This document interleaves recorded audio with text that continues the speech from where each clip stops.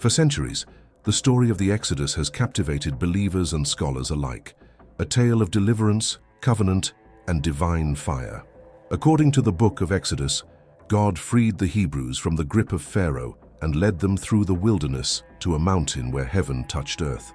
It was there that God gave Moses the 10 Commandments, carved by his own hand. But where exactly did this extraordinary event occur? Is the mountain that millions have revered for generations really the one described in the Bible? Or has the true location been hidden, deliberately or unknowingly, for thousands of years? Welcome to one of the greatest mysteries in biblical archaeology, a mystery that may finally be unraveling in the arid lands of northwest Saudi Arabia. A mountain scarred by fire, surrounded by ancient markers and shrouded in secrecy. A place some now believe is the true Mount Sinai, Jebel al-Lawz. Before we begin this eye-opening journey, don't forget to subscribe to our channel. We explore ancient mysteries, forgotten scriptures, and real-world evidence that may confirm biblical truths once dismissed as myth. Now let's step into the sands of time and uncover what may be the most important archaeological discovery of our generation. The traditional Mount Sinai, known as Jebel Musa, lies in Egypt's Sinai Peninsula. Pilgrims have climbed its rocky trails for centuries. Tour guides tell stories of Moses, and monasteries sit at its base. But there's a glaring problem. According to the Bible itself, Moses never encountered God in Egypt after fleeing Pharaoh. In Exodus chapter 3, we read that Moses, after escaping Egypt, settled in Midian. There, while tending his father-in-law Jethro's flock, he came to Horeb, the mountain of God. Now Moses was tending the flock of Jethro, his father-in-law, the priest of Midian, and he led the flock to the far side of the wilderness and came to Horeb, the mountain of God. Exodus 3:1. Midian is not in Egypt. It is widely recognized by historians and biblical scholars as being located in modern-day Saudi Arabia, east of the Gulf of Aqaba. That means Moses would have encountered the burning bush and later returned to that same mountain with the Israelites, not in Egypt, but in Arabia. This geographical correction shifts the entire narrative.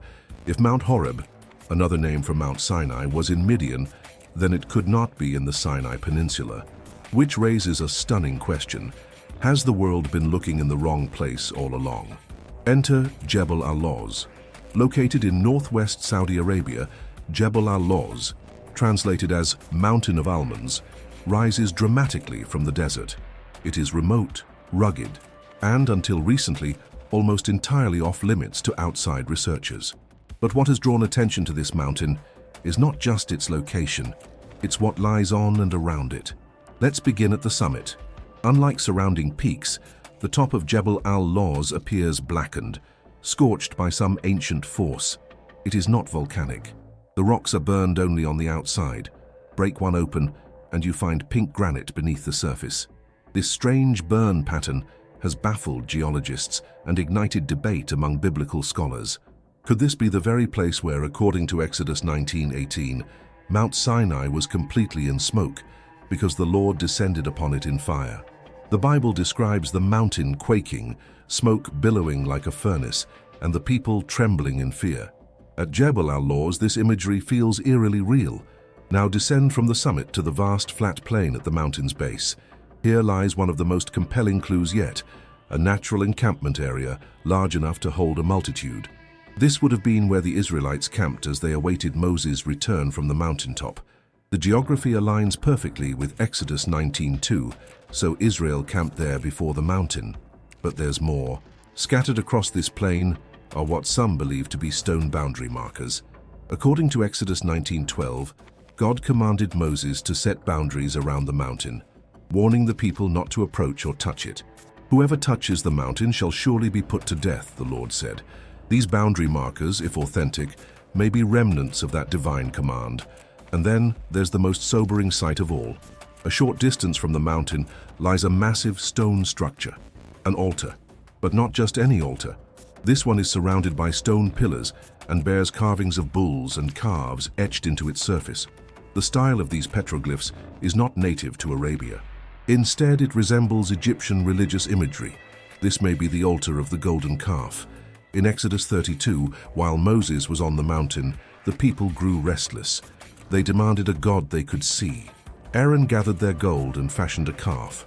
The people danced, sacrificed, and worshipped. When Moses returned, he was furious. He smashed the tablets of the law and destroyed the idol. The existence of this altar and its distinct Egyptian-style carvings has led many to believe this is the very place where that dark episode occurred. A foreign people, recently freed from Egyptian bondage, falling into idolatry in the shadow of the holy mountain. But the evidence doesn't end there.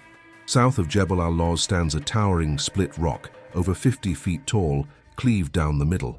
It sits alone in the desert. Beneath it, the terrain shows signs of ancient water erosion. Yet the area is bone dry, one of the driest places on earth. How could water have once flowed here? In Exodus 17:6, God commands Moses, "Behold, I will stand before you there on the rock in Horeb, and you shall strike the rock, and water will come out of it, that the people may drink."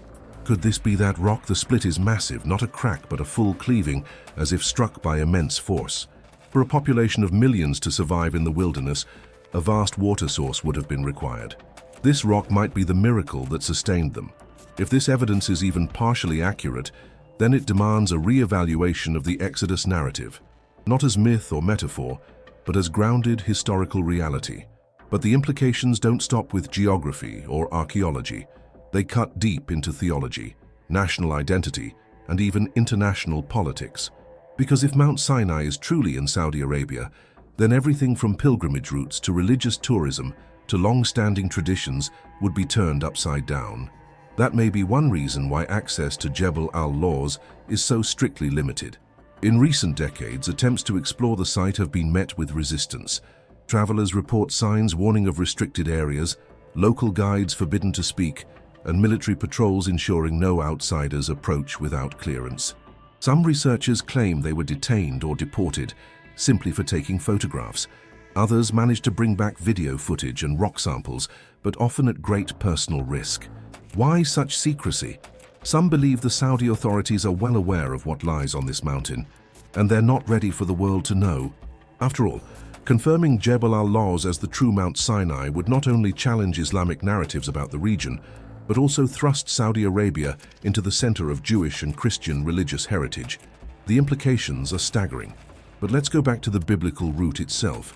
If Mount Sinai is in Saudi Arabia, then the Israelites must have crossed the Red Sea not north through the shallow marshes of the Nile Delta, but across the deep waters of the Gulf of Aqaba. And here's where the story takes another astonishing turn.